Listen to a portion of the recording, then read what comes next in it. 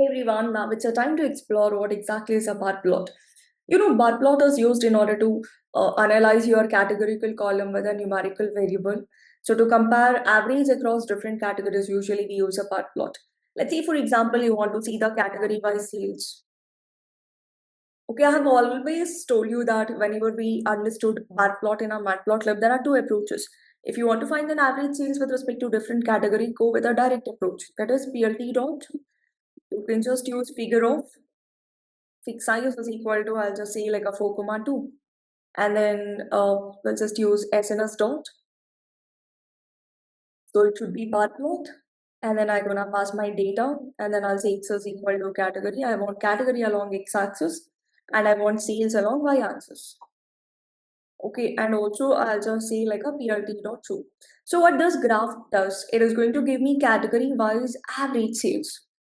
So whenever you want category-wise average sales, just go with a normal bar plot.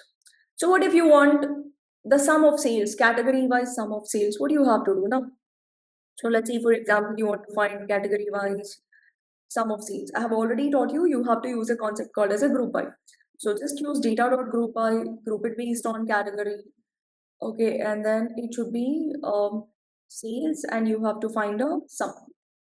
Okay, then let me just store it in a variable d. Dot, I'll just say like reset index, so that it will just move column from index column to the different place. Okay, so that's an idea behind this. So let me print D. So you can see sum of sales with respect to every category. So now let's try to plot a graph with the same. You can also sort and you can try your wish. So let me just copy paste the same code. Anyhow, it's almost the same thing itself. Yes. So in the place of data, I'm just going to D, that's my variable name. That's my data, and variable names are like almost same category and a sales itself. Can you see the difference? There is a lot of difference between average sales and a sum of sales. When it comes to sum of sales, technology is giving the highest, then next highest is furniture, next highest is office supplies. So when it comes to average sales, technology is giving highest, then next highest is furniture, and office supplies is giving very less sales. So that's a difference between category-wise average sales and also category-wise sum of sales.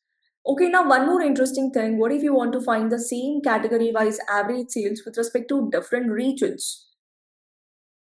So in that case, you can actually introduce a concept called as a hue. Hue in the sense, let's say I want with respect to different region, right? So just introduce hue is equal to region. So you will get something like this. So you have to make it bigger so that no overlapping will be seen. Yes, see? So we call it like a clustered column chart. So here we are getting region-wise sales with respect to every category. It is grouping, see? Furniture, all regions. Office supplies, all 4 different regions. Technology, all 4 different regions. So this is how the analysis will be done in a Seaborn, which is quite interesting compared to your, matplotlib. I hope this is clear. So this is all about a matplot that you people have to explore it. Got it?